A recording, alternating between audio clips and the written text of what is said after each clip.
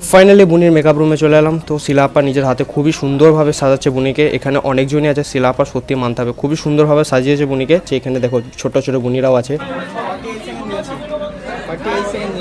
অনেক বেশি আওয়াজ, তার জন্য কথা বলা যাচ্ছে না। মাইক নেই। তো সৌরভ ভাইটা পেছনে দাঁড়িয়ে দাঁড়িয়ে চিল করছে ভাই।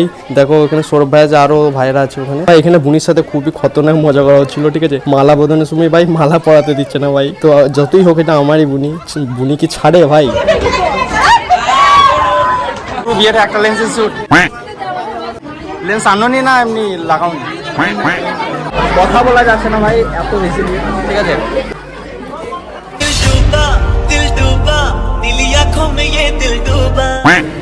ভেতরে ঢোকা যাবে না, মানে পড়ে গেলে মানে পেটে পা দিতে হবে এরকম ব্যাপার, ঠিক আছে।